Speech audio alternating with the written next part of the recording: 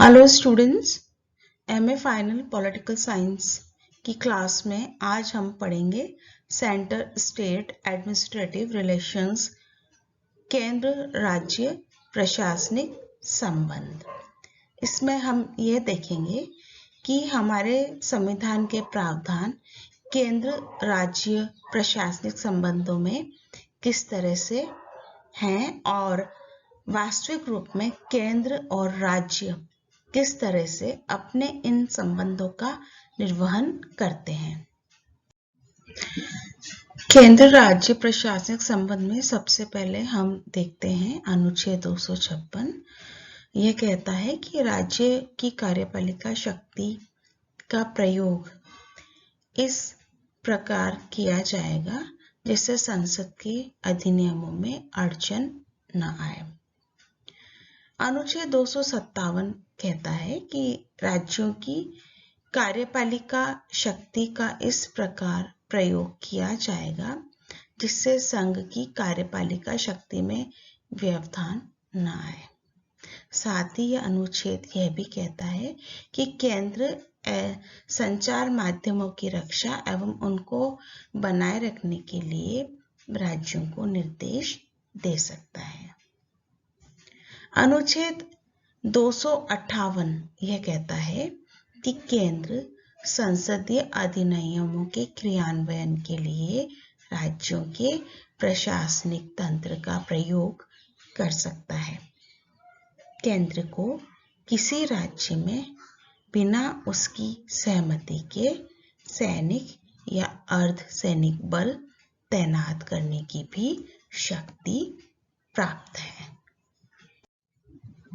अनुच्छेद 262 के अनुसार संसद अंतर्राज्यीय नदी जल से संबंधित विवाद के समाधान के लिए कानून बनाने का कार्य करती है और इस अधिकार के तहत संसद ने अंतर्राज्यीय नदी जल विवाद अधिनियम 1956 पारित किया था, जिसके अनुसार ऐसे विवादों के न्याय निर्णयन के लिए राष्ट्रपति अंतर्राज्यीय नदी जल अधिकरण गठित कर सकते हैं।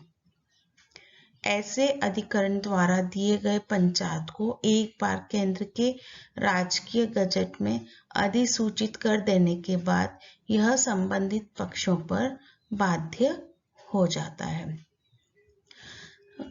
व्यावहारिक रूप में भी हमने देखा है कि कई राज्यों के मध्य नदी जल विवाद रहा है।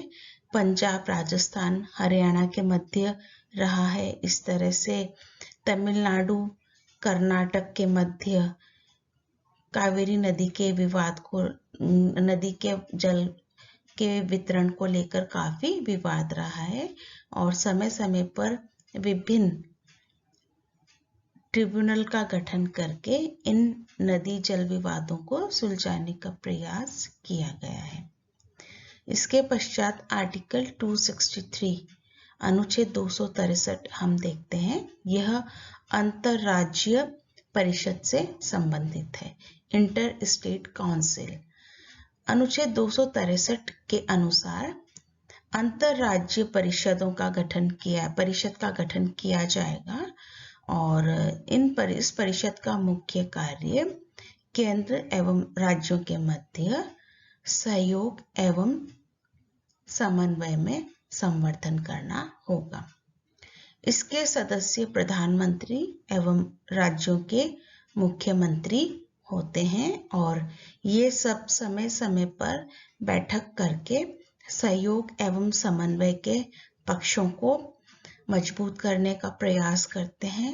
साथ ही यदि कोई विवाद की स्थिति भी होती है तो उसे सुलझाने का भी प्रयास करते हैं। उसके पश्चात हम देखते हैं अनुच्छेद 312। यह अखिल भारतीय सेवाओं से संबंधित है और अखिल भारतीय सेवाओं की भर्ती, प्रशिक्षण और नियुक्ति केंद्र द्वारा की जाती है, किंतु उनके जो अधिकारी होते हैं वो अधिकांशतः राज्य स्तर पर कार्य करते हैं और इस तरह से कई बार केंद्र राज्य प्रशासन के कार्यों पर नियंत्रण रख सकता है।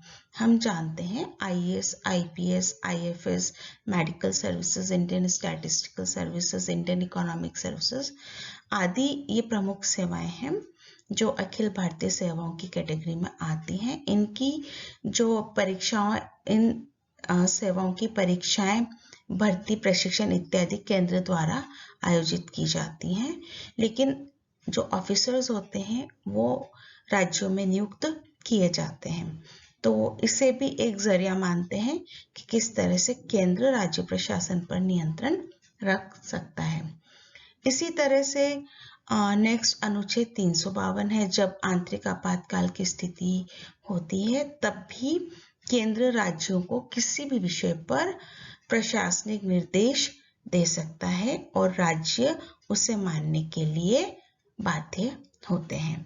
तो इस तरह से इन समस्त प्रावधानों को देखने पर यह स्पष्ट होता है कि केंद्र राज्य संबंध में केंद्र के पास अपर हैंड है, केंद्र को ज्यादा शक्तियां प्रदान की गई हैं और जैसा कि हमारे संविधान में स्पष्ट किया गया है कि देश की एकता अखंडता को बनाए रखने के लिए एवं हमारे देश की जो संवैधानिक कार्य प्रणाली को सुचारू रूप से चलने देने के लिए केंद्र को ज्यादा शक्तिशाली बनाया गया है।